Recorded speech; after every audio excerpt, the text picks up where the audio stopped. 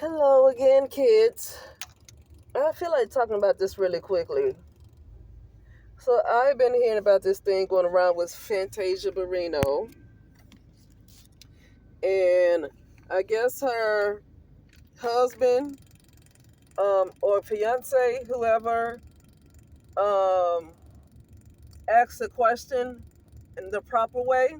Because I guess the first time he asked her to marry him, he did not get on his knee, and so he got on his knee, I guess, while she was performing.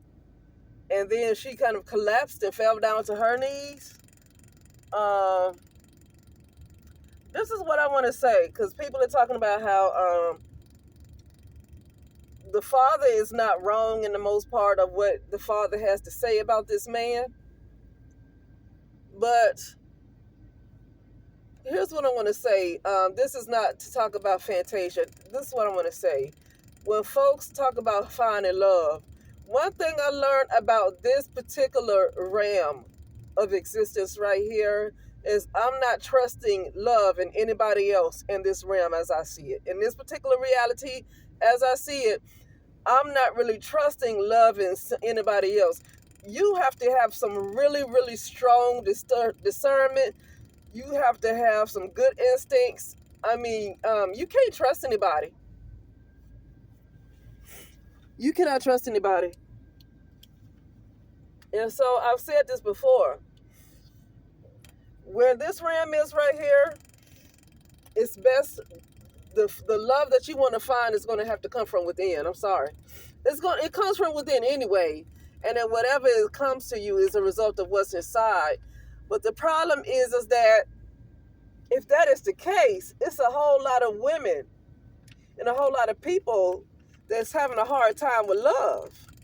People don't know how to treat each other with respect. See, my thing about love is how you treat somebody how you would want to be treated. It's not always about that ooey gooey and lust. People think love is about lusting a person, and I think that's what folks are confused at. Love is not working in an ego-driven realm. Let me just say that right now. And I think that's what I'm going to title it. I'm going to try to remember it, and then I haven't titled it yet as you're listening to it, but then you're going to see the title when it's posted. Love is difficult in an ego-driven world. So when people talk about they looking for love, you can't trust nobody. This is ego-driven because people don't understand what love really is. It's not about the lust. It's not about love is really treating somebody as you would treat yourself. Love your neighbor as yourself. That is love. Love your neighbor as yourself. The way you will hurt somebody else, the way you will betray somebody else, the way you will lie to somebody else, would you like that done to you? And if not, then you should not do it to anybody else. And that's really hard in an ego-driven world. And the reason why is because even when you do try to have some integrity, when you try to be honest, when you try to do right, it's hard to meet people that are going to do the same thing. And so you end up being by yourself. I'm talking about by yourself as meaning that you can't even hardly have friends around. Because in an ego-driven world, people don't care about loyalty. People don't care about integrity. People just don't care about stuff like that. And a lot of things that they do is just because they want to maybe avoid going to prison. They want to avoid, federal, they just want to avoid any kind of crimes that would put them in prison. But other than that, the things that won't get them locked up, like lying and cheating, people do that stuff all the time. See, stuff like that won't get them locked up unless it's something that's really against the law. So I wouldn't try to look for love in this realm. You have to have some strong discernment. And the thing about discernment is that even if that person is okay at the time you meet them, because your discernment can tell you that this person is legit when you meet them. And they could be legit for the 5 years to 6 years that you're with them. Then all of a sudden, what can happen? Something can change. People have been married. See, that's what I'm talking about when people talking about you got to vet the person out. It's not, yeah, you have to vet the person out, but you got to understand people can change as well. People can change. You got to get out of the underworld. For some people, love works for them. We got to get out of the underworld. You got to get out of the ego-driven world. You got to get back into like a love frequency where people, it's not in their nature to do bad things to each other. Right now, in this particular realm, it's just in people's nature to do very bad things to other people. So you got to get out of a realm of a low frequency. You got to get out of a realm of low vibrations. I don't want to mess with anybody who still has a shadow because I don't like my shadow. I don't want to mess with anybody else who has a shadow. Okay? Got to get out of this. I don't want to even deal with anybody to the point where I'm really don't have any shadow and nothing else left. I don't want to deal with anybody in a realm less than that. Because just because they might be okay, now some people don't vet the person out. Like Fantasia, to get back on Fantasia, right?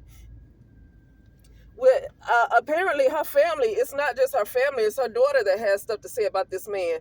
I guess it's people that surround her, friends and family, that don't like this guy. You know, but she's not trying to hear it. And then when things finally go bad after she's been warned, when things go bad and they end up getting a divorce and he ends up taking up for everything she has because I don't know if he has any money. And so he ends up, he might have money, but not much compared to her. He might have a lot of money compared to me, but he might not have any money compared to her, you know. And then she decides that she finally gonna divorce him because everybody was right all along. Then he's gonna take her foreign money. She's gonna have to pay some alimony. She's gonna have to pay whatever. She's gonna have to pay him some good money. Like what I think, like how Mary J. Blige has to pay Ken do. She's gonna have to pay him some money. And so, and then you ask the question. Sometimes people like that ask the question, why can't they find love? Why can't they find love? Well, see, the thing is, it's like, it's one thing. That right there is desperation. That right there is desperate. You're desperate for love. And I'm not criticizing it. I understand how that feels. But that right there is desperation for love, right? And she worships him. She worships him. Okay?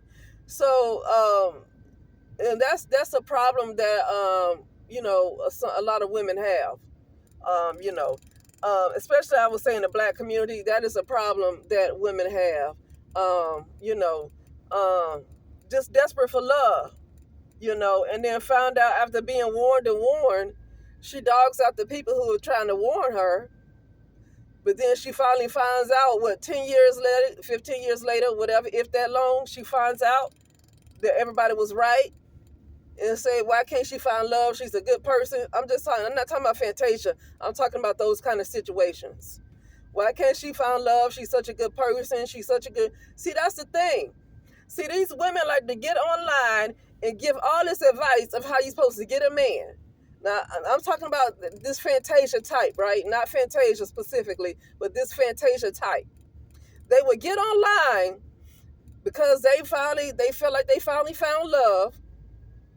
And they will tell you what you need to do to get a man. They're going to tell you everything they did to get their man. They're going to tell you to do stuff similar to them to get a man.